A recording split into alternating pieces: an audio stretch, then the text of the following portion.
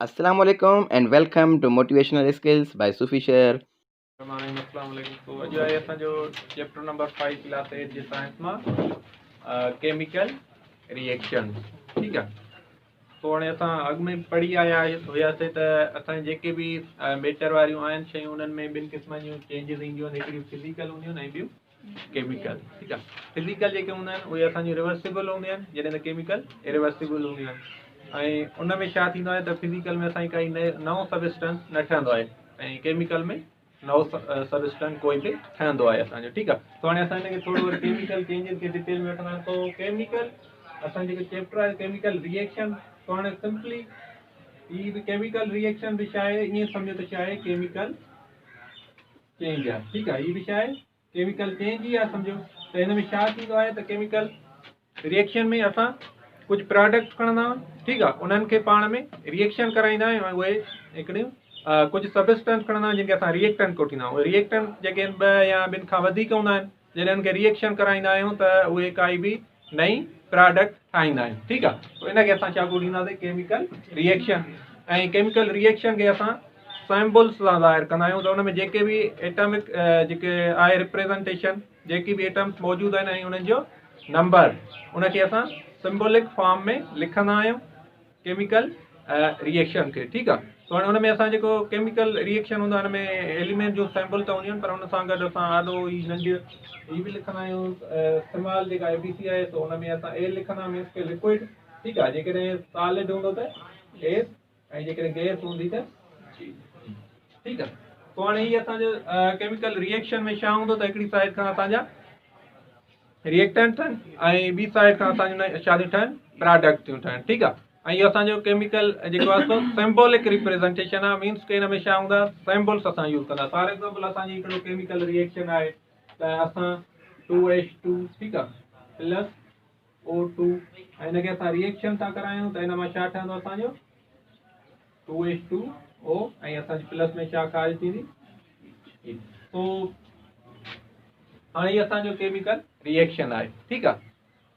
हाणे हिन में असां ॾिसूं था त माना इहे असांजो सबस्टेंस हिकिड़ी छा आहे हाइड्रोजन आहे, त हिनखे ॾाढो असां G लिखंदासीं ऐं ऑक्सीजन आहे त इहा बि छा आहे G। तो हाणे इहो हर त न लिखंदा, हिकु दफ़ो सम्झी वञिजो हीअ लिक्विड आहे। ठीकु आहे। वाटर छा आहे लिक्विड आहे, त हे लिखंदासीं ॾाढो। हिन में छा थियो त माना केमिकल रिएक्शन अहिड़ी केमिकल चेंज आहे जंहिंमें असांजा रिएक्टेंट्स 2 या ॿिनि खां वधीक मिली करे काई बि नई प्रोडक्ट ठाहींदा आहिनि। ठीकु आहे। तो हाणे हिन जा वरी डिफरेंट टाइप्स आहिनि।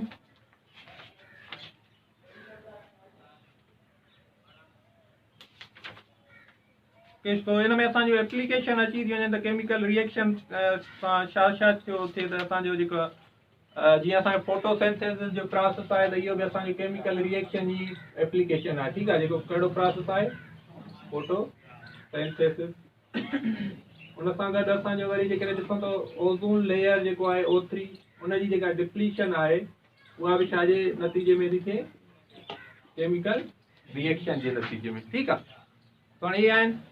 उन खां पोइ आहे असांजो त केमिकल रिएक्शन खां पोइ आहे असांजी जेका टॉपिक आहे केमिकल इक्वेशन।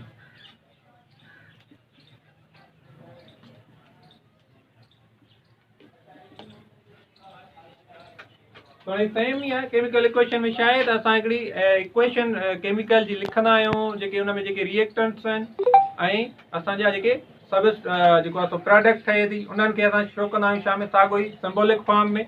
पर उन्हनि खे असां छा कंदा आहियूं त अलॻि कंदा आहियूं हुन में असां उन्हनि खे एरोज सां। ठीकु आहे। तो हाणे जेको असां मिसाल तौरु हिते एरो ॾिनो आहे त हिन जे जेके लेफ्ट में हूंदा उहे असांजा छा हूंदा रिएक्टेंट।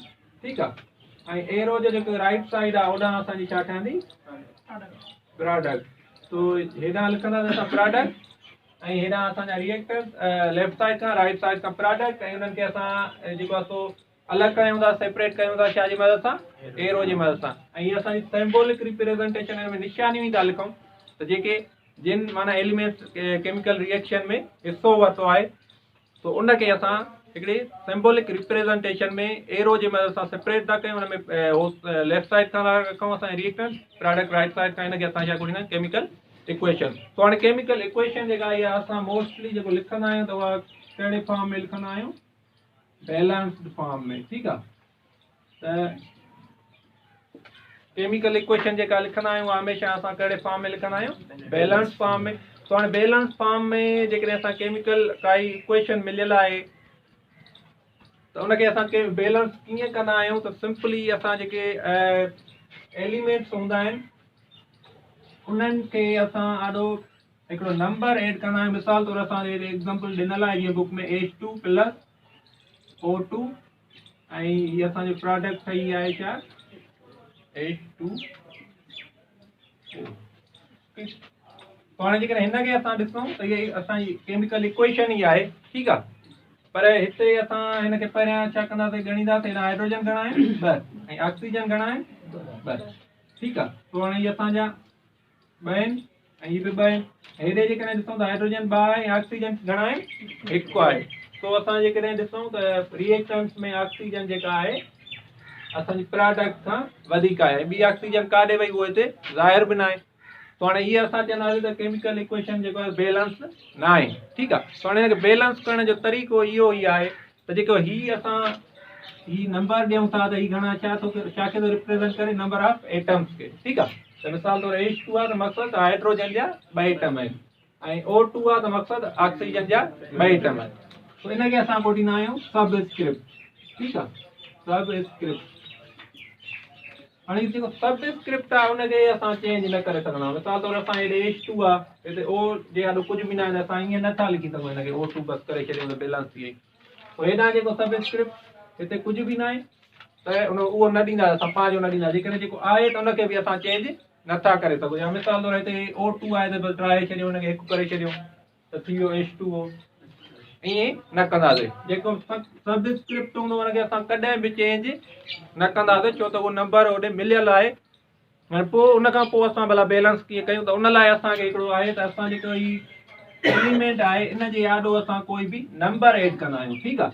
मिसाल तौरु असां हिते ऐड था कयूं असां 2H2, ठीकु आहे। तो हाणे हिनखे असां कयोसीं 2H2 ऐं हिते बि असां छा आहियूंसीं 2H2O।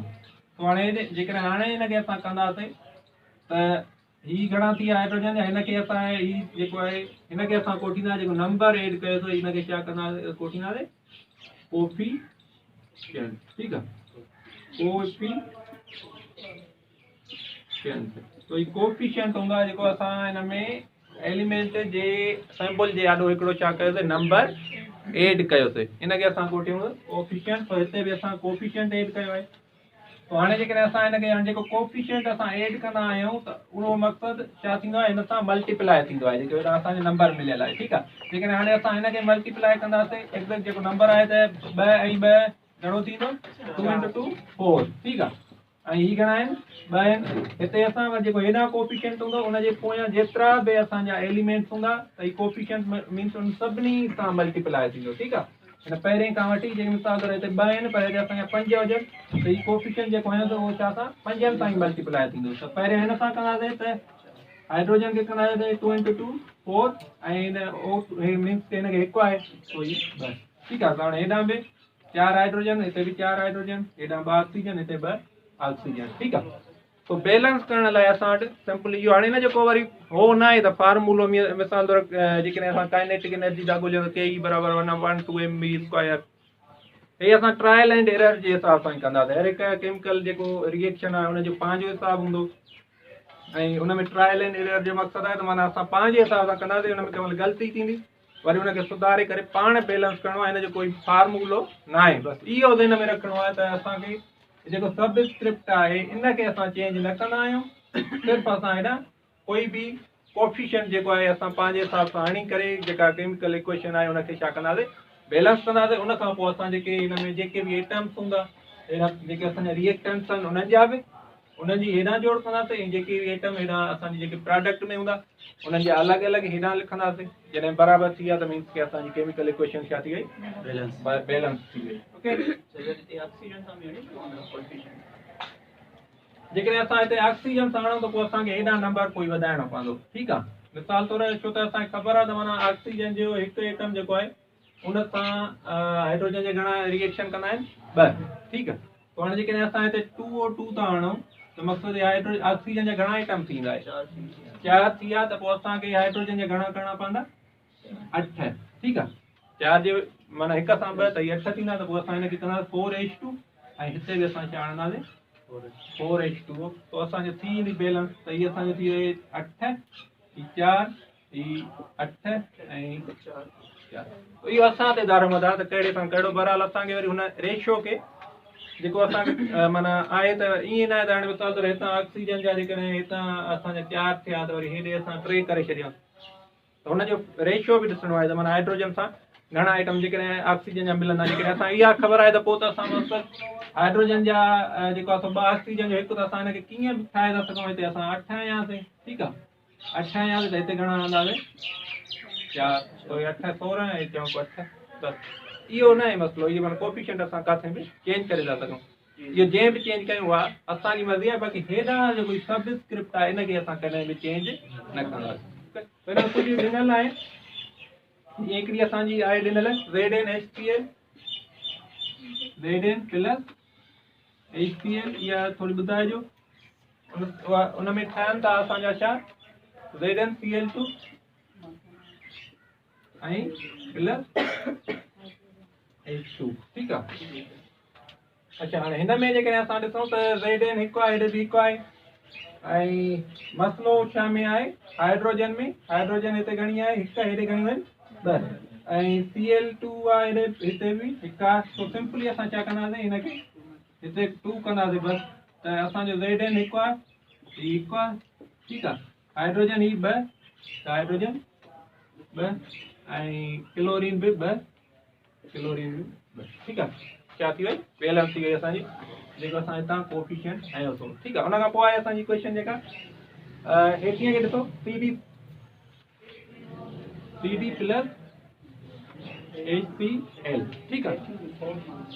इहा थींदी असांजी हिनजी छा प्रोडक्ट छा ठही आहे CdCl2 प्लस H2।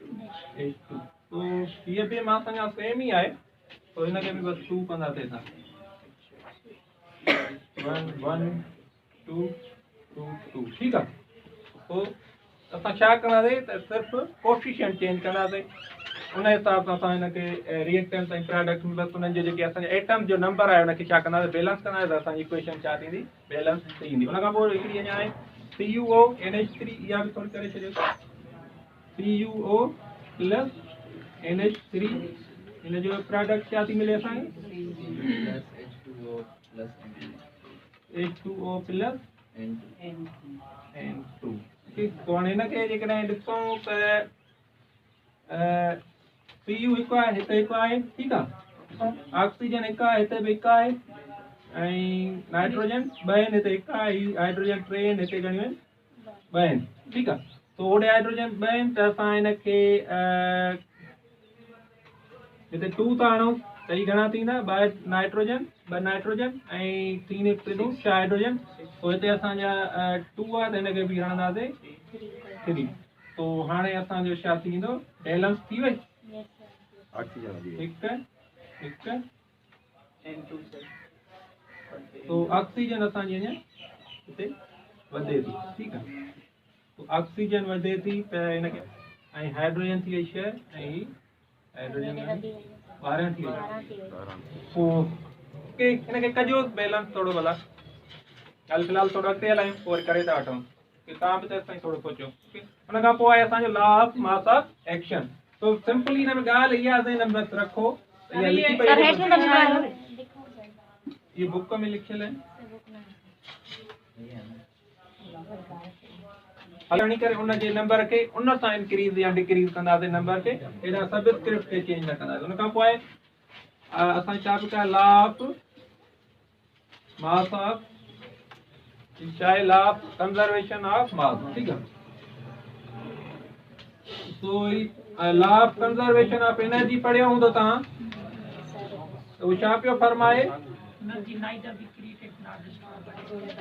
तो ये कितने में माना बचन, तो ही भी चए तो असांजो जेको आहे लॉ त mass neither be created nor be destroyed but it may be change from one form to in other form, ठीकु आहे। मिसाल तौर कीअं, त जीअं असां उहो साॻियो ई एग्जांपल वरितोसीं वाटर वारो 2H2 प्लस O2, तो हिनखे असां कयोसीं त 2H2O, हीअ छा आहे असांजी गैस, ये भी छा आहे असांजी गैस ऐं हेॾां असांजो छा ठही वियो वाटर। तो हिन जो फॉर्म त चेंज थी वियो पर हाणे हिन में जेको मास हुयो त हाइड्रोजन जा 4 हिते बि 4 आहिनि, ऑक्सीजन जा असांजा हिते घणा आहिनि 2, हिते बि घणा आहिनि 2 आहिनि।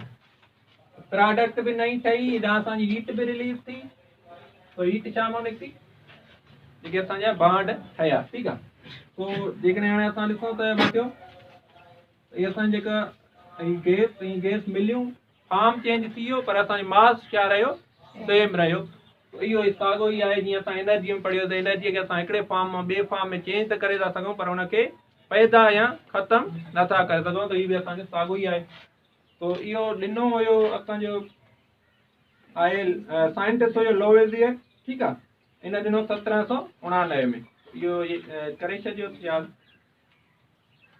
तो ये जेकॾहिं असां ॾिसूं त इहे असां जेके केमिकल इक्वेशन खे बैलेंस था कयूं त इहो सिंपली इहो बि असांजे मास खे बि सम्झो इन्हनि मां ई डिस्क्राइब करे था सघूं, जेके इहे टर्म लिखूं था हेॾा इहे त इहे असांजी केमिकल इक्वेशन ठाहियूं था। उन खां पोइ केमिकल रिएक्शन्स जेके आहिनि हिननि जा छा आहिनि टाइप्स। तो जेके असां वटि हिते टाइप्स आहिनि क्लास 8 में उहे आहिनि असांजा 2। हिकिड़ो आहे असांजो एडिशन रिएक्शन ऐं ॿियो आहे असांजो डीकम्पोजिशन रिएक्शन। तो एडिशन खे असां सिंपली कोठींदा आहियूं सिंथेसिस या असां चऊं कॉम्बिनेशन। एडिशन कंबाइन करण खे शयुनि खे, ठीकु आहे। तो हाणे एडिशन रिएक्शन जो मक़सदु छा आहे त एडिशन रिएक्शन में छा थींदो त के बि 2 या 3 जेको असां रिएक्टेंट छा थींदा पाण में केमिकली कंबाइन थी करे काई हिकु प्रोडक्ट असांजी ठाहींदा, ठीकु आहे। हिन में असांजो एग्ज़ाम्पल ॾिनल आहे जेको बुक में आहे, त मिसाल तौर सोडियम आहे। तो हाणे जेकॾहिं असां सोडियम खे ॾिसंदासीं त 2Na प्लस Cl2 ही जॾहिं मिलंदा त पाण में छा ठाहींदा NaCl, मीन्स हीअ असांजो सोडियम ऐं क्लोरीन पाण में मिलिया त असांजो छा ठही वियो साल्ट ठही वियो। तो ईअं ॿियो एग्ज़ाम्पल असांजो ॾिनल आहे त जेकॾहिं कार्बन ऐं उन सां ऑक्सीजन कठे थींदी त असांजो छा थींदो CO2 ठहे, ठीकु आहे। तो जॾहिं बि 2 या 2 खां वधीक रिएक्टेंट्स पाण में मिली का हिकु शइ ठाहिनि त उहे असांजो कहिड़ो रिएक्शन हूंदो एडिशन, मीन्स पाण में एड थियनि, एड थी करे हिकिड़ी शइ ठाहिनि त उहो असांजो एडिशन रिएक्शन थी वियो। ऐं जेको असांजो डीकम्पोजिशन रिएक्शन आहे इहो वरी हिनजे इनवर्स आहे। त हिन में छा हूंदो त काई बि असांजी का हिकु प्रोडक्ट हूंदी उहा छा थींदी ब्रेक थींदी, मुख़्तलिफ़ जेके असांजो जेकॾहिं असांजो हिकिड़ो रिएक्टेंट आहे हुनखे असां काई सबस्टेंस हुनखे असां टोड़े मुख़्तलिफ़ जेको प्रोडक्ट्स में कंदासीं ब्रेक कंदासीं त उहो असांजो छा थींदो डीकम्पोजिशन रिएक्शन, ठीकु आहे। तो हाणे हिन में असांजो एग्ज़ाम्पल आहे त मिसाल तौरु असांजो 2H2 आहे, वाटर जेकॾहिं आहे हिनखे असां जेकॾहिं इलेक्ट्रिक शॉक ॾींदासीं त हीउ छा में टुटंदो असांजो हीउ असांजो टुटंदो 2H2 प्लस O2, ठीकु आहे। तो जेके बि असांजा डीकम्पोजिशन वारा रिएक्शन आहिनि हिनखे ख़ासि तौर ते या त हीट खपे या इलेक्ट्रिक शॉक खपे, छो त जेके बि स्टेबल कंपाउंड आहिनि उहे ईअं पाण जो पाण टुटंदा न आहिनि, छो त केमिकली चेंज माना परमानेंट हूंदी आहे। त उन लाइ वरी असांखे छा रिक्वायर थींदा या त कैटालिस्ट हुजे, ठीकु आहे, या टेम्परेचर हुजे या इलेक्ट्रिसिटी हुजे, बिजली जॾहिं असां हुन में कोई करंट वग़ैरह ॾियूं त पोइ इहे असांजा डीकम्पोजिशन रिएक्शन थींदा आहिनि। तो डीकम्पोजिशन छा आहे त माना हिकिड़ी प्रोडक्ट असांजी का हिकिड़ो रिएक्टेंस काई बि सबस्टेंस आहे हुनखे टोड़े करे 2 या 2 खां वधीक सबस्टेंस में विरायूं, ठीकु आहे। ऐं जेकॾहिं असांजो ॿियो असांजो हिते एग्ज़ाम्पल ॾिनल आहे त मिसाल तौरु K2KClO3 पोटाशियम क्लोरेट, ठीकु आहे। ऐं हिनखे असां टोड़ींदासीं त इहो असांजो छा में चेंज थींदो 2KCl पोटाशियम क्लोराइड ऐं हुन सां गॾु छा थींदो ऑक्सीजन, ठीकु आहे, ऑक्सीजन 3O2। तो ही असांजो छा में टुटी वियो हिकु ऑक्सीजन में ऐं ॿियो पोटाशियम क्लोरेट में, ठीकु आहे। तो इहे मक़सदु बसि हिनखे इहो ध्यान में रखो त केमिकल जेके एडिशन वारा आहिनि हुन में 2 या 2 खां वधीक सबस्टेंस रिएक्टेंट मिलंदा हिकिड़ी प्रोडक्ट ठाहींदा ऐं जेका असांजा डीकम्पोजिशन आहिनि हुन में काई बि हिकु प्रोडक्ट डिफरेंट सबस्टेंस में 2 या 2 खां वधीक जेके हूंदा हुननि में टुटंदी, ठीकु आहे। तो इहे आहिनि असांजे एडिशन ऐं केमिकल जेको आहे सो रिएक्शन। उन खां पोइ वरी जेका एनर्जी हाणे असां पढ़ियोसीं त ही जेके असांजा रिएक्शन थियनि था डिकम्पोजिशन वारा तो उन्हनि में छा थो थिए